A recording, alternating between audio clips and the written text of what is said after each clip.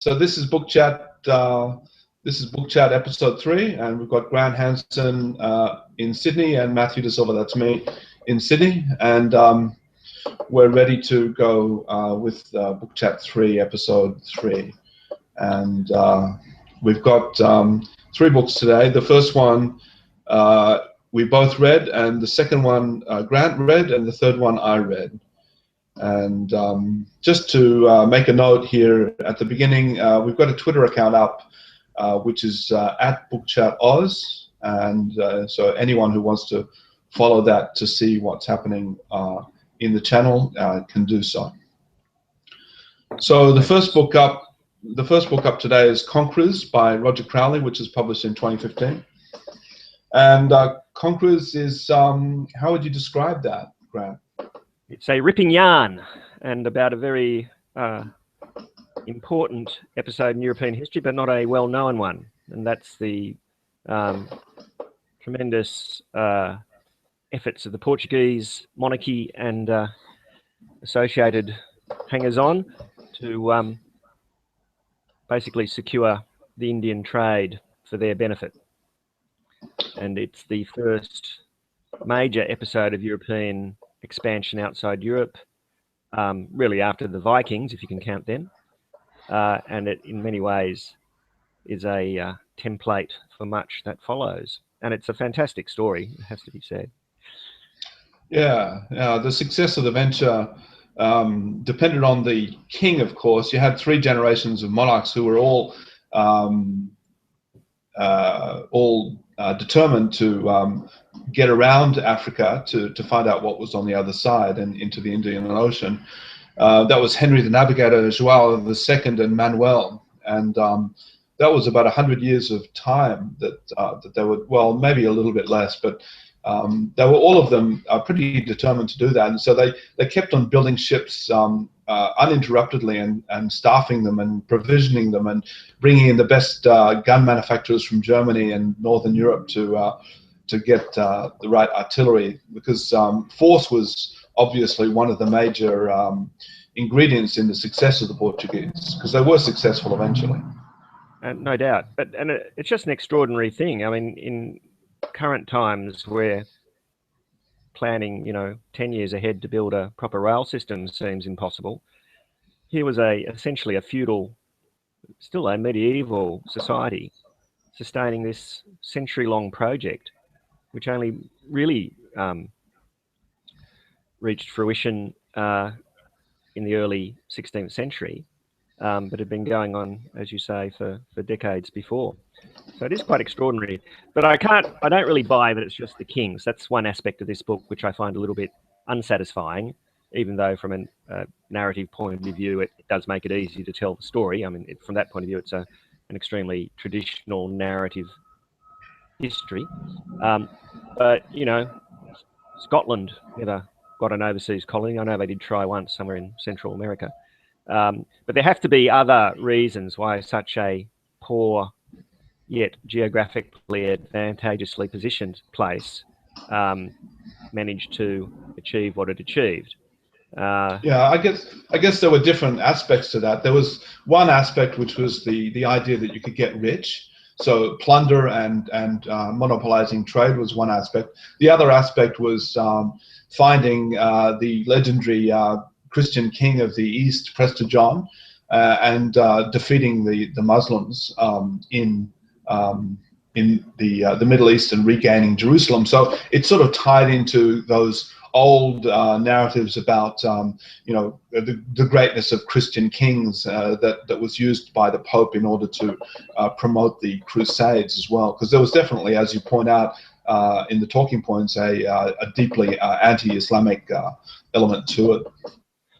Yeah, the crusading mentality was very strong, and this may be a good test case of economic versus ideological motivators in history, because what the Portuguese did have behind them was several centuries of the Reconquista, and they were very motivated to outflank their Muslim enemies in North Africa. Sorry, when you say the Reconquista, you mean regaining sovereignty over Portugal from the Moors? Yes, that's right.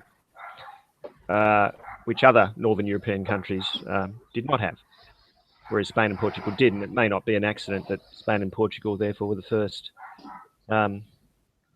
Atlantic nations to pursue overseas expansion in the way they did.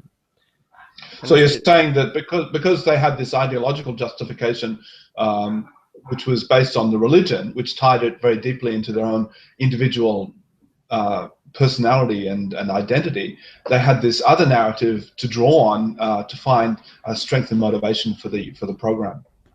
Yeah, because the economic motives were there for France and England, and sure enough, they caught on eventually. I mean, I think even Denmark ended up with a small colony in Western India, but the Iberian powers were there first, and there must be a good reason for that. And in the end, it probably isn't explained by the economics, even though the economics was obviously a big incentive, but it must be explained by something else, because the economics is common to all of those nations, and technologically they all have the same similar capacities. So it's, from that point of view, that could be an explanation. Yeah. But look, the other thing that's fascinating about it, I think, is when they got there eventually, people like Da Gama and Albuquerque, and you're the Portuguese speaker, Amieda, apart from being colossal bastards, but they were also incredibly flexible in the way they dealt with the indigenous powers. Now, partly that was because the balance of power was really surprisingly even. The Portuguese did have much better boats, and they had cannons that could shoot a bit quicker and a bit further. But when it came down to it, any battle was going to be a close-run thing. So what you do see is, this isn't a story of conquest, even though the book is misleadingly called Conquerors. There are individual instances of using force, and often exemplary force. The sinking of the pilgrim ship Mira, for example, a stunning atrocity committed early on by the Portuguese, basically to show the locals that they shouldn't muck around with them. Or the taking of Malacca. Indeed. So there were these extremely medieval events where you sack a city and you actually kill everyone in it, the kind of thing which is not such a feature of modern warfare, except possibly in Syria these days, yes, or in Nanking, or yes. But in any event, that was only one aspect, and there was an awful lot of diplomacy, and there was an awful lot of intermarriage and miscegenation. Yeah, I think Albuquerque was very pragmatic when it came to relations between the sexes. I think he deployed miscegenation as a policy in order to keep his fidalgos happy and content and in line. He wanted to, keep their. It was always important to keep the loyalty of the troops for one of these leaders in such a remote place where it took a year to exchange a correspondence with the king. So I think that was one of the reasons. But you're right. I think that the Portuguese were far more likely to promote intermarriage, literally marriage. Of course, the native women who wanted to enter into these relationships had to convert to Christianity and marry with the Catholic ceremony. But nevertheless, it was still encouraged whereas later on with the English, it was not encouraged to any degree like that. No. Well, historians of colonization and theorists of colonization, like Louis Hartz, for example, who flourished in the 1960s and we used to study at university in the 1980s, developed quite big theories about all this. Why English colonization had a completely different character to Spanish and Portuguese colonization. Hartz has this theory of fragments, that is to say, you have a feudal fragment in Latin America, and by extension in Portuguese India, which isn't the full society, and so it doesn't develop in the same way that the society at home developed, but it has characteristics of the society. And in feudalism, race wasn't a big deal. Race becomes a big deal later on, and one could speculate why that would be. Hartz's theory is that the Enlightenment settlement societies, because they actually did have a theory of human equality, had to somehow distinguish between the people they needed to do all the hard work and who couldn't have political rights in themselves. Whereas a feudal society, such as basically Portugal was in the 16th century, you can have serfs, you can have bonded labourers, and the only thing that's important really is religion, and race doesn't matter that much. Mm. Yeah. So in a sense, it's more open. In a real practical sense, the Portuguese model compared to the English model was more open, and the openness and closedness of the frontier was an element of the movie The Revenant, which you mentioned the other day when we went to see the movie. That there was miscegenation in an open frontier, whereas in a closed society there was not. Yes, well, and French Canada is actually an example of a feudal fragment, according to Louis Hartz,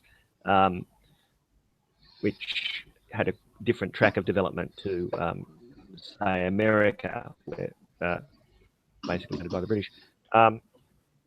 Yeah, so I thought there's an interesting story, not just because as you're going along, you might be, backing the Portuguese to do well, you might be backing the Indians to get rid of them, but nevertheless, it has a tremendous narrative interest. But it also, as we said at the beginning, is an extraordinary development, and which really presaged changes which meant the world would never be the same again. So well worth a look, right. I think. That's right, absolutely. When I was a journalist, I did a story once on chilies, and chilies came, of course, from Central America to Spain and Portugal, and then they were sort of embedded into the cuisines of Africa as the Spanish and Portuguese took them to their overseas colonies, and then they ended up in Europe and in India and in Southeast Asia, and they were adopted readily in those areas, unlike in Europe, because in those areas you already had things like pepper, and you had Sichuan pepper as well. So there were precedents which allowed them to incorporate this new ingredient in their cooking, which the Europeans didn't have. So it did change the world in many, many ways, not just in terms of a notion of the universe or the known world, but it also changed things in practical ways, in microscopic ways, and on the macro level as well. Absolutely. And one of the big questions in world history is why the Chinese treasure fleets of the 15th century were called off. So that, why the story of globalization is ultimately driven by, at least until recent times, by Europe. So that's The Conquerors. Yeah. Okay. So the next book is one that you've read alone. It's called The Edge of the World by Michael Pye, and it was also published in 2015. And it's a story of the North Sea and how the North Sea was central to the progress of Europe. Would that be a correct brief analysis? His thesis. Yeah, that's his thesis. It might be a bit partisan. I must say I'd never heard of Michael Pye before reading this book, but he's done a really good job. And for Australians who are familiar, for example, with the work of Inga Clendinnen, they'd find his writing very interesting. It's not in contradistinction to The Conquerors. It's not a conventional narrative history at all. It really takes a series of departure points in artifacts such as coin hoards, or a text which could be a bit of bead, or it could be a legal tract or something like that. And then he really closely reads it and examines it and puts it in its context to draw out all sorts of insights into the society, which otherwise would have lain dormant. He writes really lyrically. It's beautiful beautifully written book. He does take a while to make his points, and while you're enjoying the ride, you sometimes wonder where exactly he is planning to take you. But by way of example, the first chapter is called The Invention of Money. And he, even though it's called The Invention of Money, what it's really about is the history of an almost forgotten people, the Frisians, who inhabited basically the lowlands of Holland and Belgium in between the 5th and 9th centuries. And what he draws out of their coin hoards is that at a time when everyone else in Western Europe had stopped minting coins, so we're talking about following the fall of the Roman Empire, and what they were, trading with what they were using when they had to was lumps of gold or hack silver, which is Roman silverware hacked up into various weights. The Frisians were still making coins, and he develops this quite convincingly, actually, to putting it together with the archaeology, which shows they were inherently a maritime people who basically lived on little islands this is long before the dikes in the lowlands, and they lived a fairly waterlogged existence, not necessarily sailing, necessarily trading, because they had to get stuff from elsewhere because they couldn't grow grain, and there are all sorts of things they were missing. And from that, he develops this idea about, well, once you start thinking in terms of money as opposed to barter, you're necessarily engaging in a kind of abstract thought. And so he makes the fairly bold claim that you can really see the beginning of the train of development that leads to capitalism in the coin hoards of the Frisians. I'm simplifying his argument a little bit, but essentially that's it. But it just shows how fruitful it can be if you put together a whole mosaic of evidence, and I haven't even scratched the surface, really, of all the little bits and pieces he manages to pull together to show, to give a really good insight on the interpretation of a particular time and place. Yeah, I guess that particular people, the Frisians, is something is some part of our shared history as Europeans that is usually not the focus of attention, because it doesn't really sort of impact on the sense of identity of the Anglo sphere in the same way, for example, that the Vikings do. The Vikings are much more present as a concept for us because we remember how they sort of ransacked the coastlines, the eastern coastlines of England in the medieval period, the early medieval period. Absolutely, and the Frisians were basically absorbed into Charlemagne's empire, and then into various other feudal domains in that region, and sort of vanished from consciousness by about the 10th century. Whereas the Vikings, as you say, left a lasting imprint. And I'll give you another example of the way he deals with things. So to give us the history of the Viking age, he starts with their boats and with devices like the sun compass. And then he puts that together with discoveries such as there's a lake in southern Sweden where a little Buddha has been found. And he asked, well, how on earth does a little Buddha, which came from India, get to a lake in southern Sweden in the 7th century? And then you can, putting together various things, you can paint a convincing picture, and it is painting, and it's not definitive, but of a society where perhaps because of the weather, or perhaps because they needed silver to conduct their internal transactions, they were driven to explore the world, and their view of the world as a maritime people was necessarily a much bigger one than land-based people were. I guess the Vikings were also responsible for a lot of Eastern European settlement, such as the Russian people would have come from Viking stock too, wouldn't they?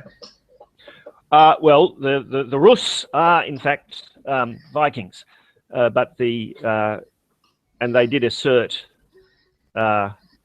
control in certain areas, but the Russian people are different ethnically. Oh, I see. We speak a Slavic language, whereas, of course, the Vikings speak a Scandinavian language. Yeah.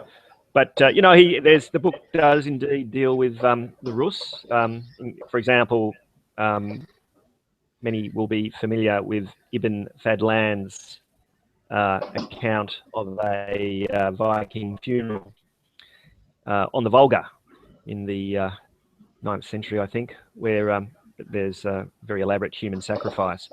And fans of the Vikings, which is coming back to SBS shortly, I note, with pleasure, Yeah. have seen some of that. And indeed, that's a program which takes its history fairly seriously. So you think that The Edge of the World would make a good TV series? Definitely not. It's far too diffuse and eschews the narrative almost completely. But it is fascinating. And as I said, for those who like writers like Inga Clentin, then they would very much enjoy The Edge of the World. Okay. So how would you rate that one? Is it? I guess the words you're using, such as lyrical, make me feel that you enjoyed the writing at least. Oh no, I enjoyed the writing and I enjoyed the content. His conclusions are all very defensible, and there's a scholarly apparatus which he in order, I think, not to interfere with the glide of his prose, tends to stick all these sources in his footnotes. But notwithstanding that, highly recommended. Okay. Or maybe because of that, highly recommended. All right, so we'll move on to the last one, which is a book that I read. It's called A Cure for Suicide by a young American man called Jesse Ball, and it was published in 2015. So, it sounds like a pretty strange story to me. Yeah, it's definitely speculative fiction. That's how I would characterize it briefly, if I was asked to give a potted sort of concept of what the book is. But it's quite beautiful, and I really enjoyed it. I had a great time reading it. It was very engrossing. Sounds a bit like Haruki Murakami, some of his efforts. Yeah. Hardboiled Wonderland at the End of the World, or something like that. Is that That's right. I would definitely class it in the same sort of category of fiction as that. And you reckon the narrative technique is interesting. It doesn't follow any sequence, chronological. Yeah, sequence. The narrative, it starts out, it's sort of in three sections. The first section is the section where you get to be introduced to the process of villages, what's called the process of villages. And the first section is very long. The second section is really the history of Clement Mayer and his girlfriend, whose name is, let me just find it.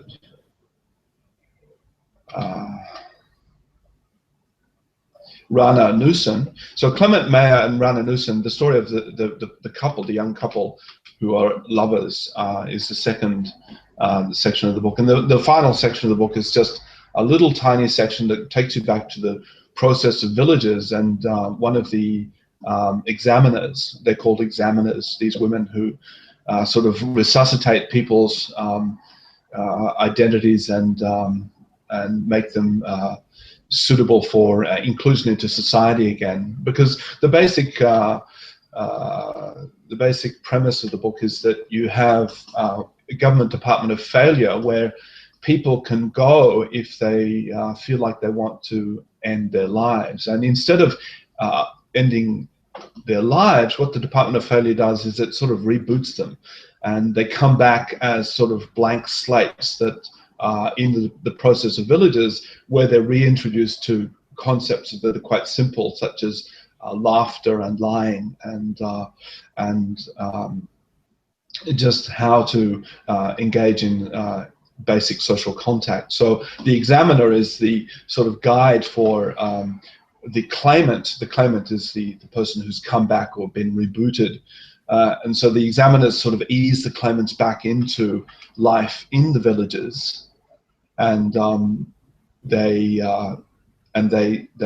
sort of become useful or productive members of society again. Yes, well, there's a nice range of bureaucratic terminology there, which I guess is sort of a sly humour.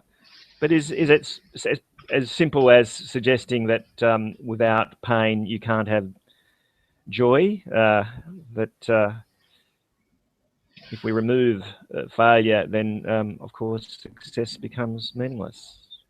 Well, is that a trite idea?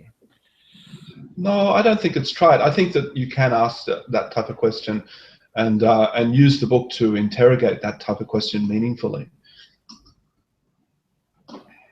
Well, just as well. But surely it's not an argument for not curing people who suffer from psychiatric illnesses. So what's the difference if someone is unhappy and you could cure that, and someone who has a psychiatric illness which could be cured? Yeah, that's right. They don't actually address in the book. Jesse Ball, the author, doesn't address the issue of mental illness, but it's a good point. It's something that you could ask yourself,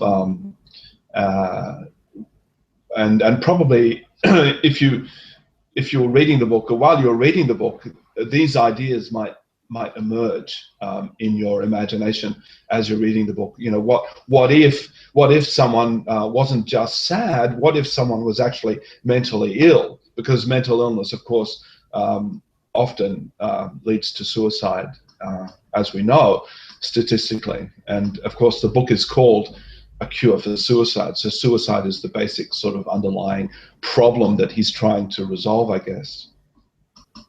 Yeah, well, it's certainly a unusual angle to pursue. The normal dystopic speculative fiction tends to posit some oppressive regime or controlling apparatus, whereas these guys are clearly trying to help people. But I guess the question is whether they help. Well, a lot of questions about when you posit some sort of dystopian future, as Jesse Ball does in this book, a lot of these things arise in your mind, and so you start to ask questions like you asked at the beginning of this conversation. You know, can you have joy where you have no failure? And so you obviously ask questions about the viability of such a place and the desirability of being a member of such a society. But I think that, as you say just now, the author doesn't posit such a stark problem in the book. Well, I suppose it's much softer. It's much softer, and the whole idea of the process of villages and the concept of the Department of Failure, it's a very soft sort of problem to have to deal with in a piece of speculative fiction. It's not a sort of Orwellian world. Yeah, indeed. So, so it sounds kind of quaint in a way, but nevertheless deep. So yeah, I think it's fun. I really, like I said, I was really engrossed by this, and I think that all the things that you've brought up in discussing this book will be the sorts of things that anyone will come up with in their mind as they're reading it, because it does make you question. Like, for example, in the first section where you're being introduced to the process of villages, you start the author makes you inquire into such basic things as lying or affection or status, or these basic sort of things that we take for granted. There's another level which is examining what what fundamentally makes us operate in society, I suppose. Yeah, it interrogates a lot of things that we take for granted, because when you enter into the beginning of the book, you don't know anything more than the claimant knows. You know, Mm.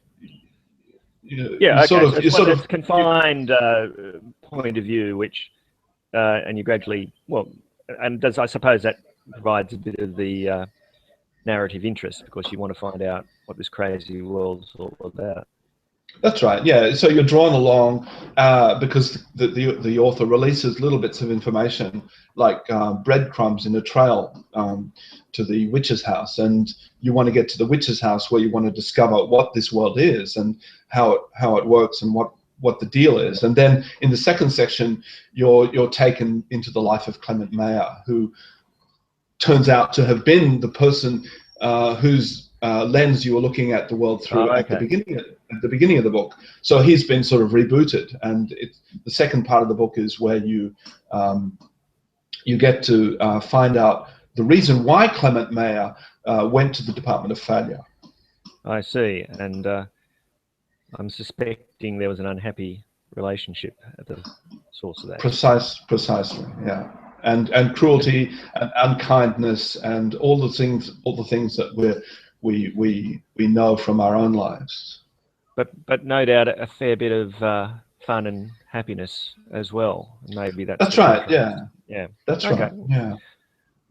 Well, that sounds like one I might look up myself. Good. Yeah, so I'd definitely recommend that one to anyone who is looking for a quiet read that they can get into in the periods of downtime during their day when they're not doing anything else. And so I think we probably better wrap it up. And anything else you want to add, Grant? No. But 3 interesting books. Okay. All right. Well, I'll close this down, but I'll be publishing this video on YouTube, and as I said earlier, you can get onto Twitter if you want to follow Book Chat, and we've also got the YouTube the website, which will be linking to the YouTube page, so you can see the video on the bookchat.com.au website. Okay. Thanks, Matthew. Okay. See you.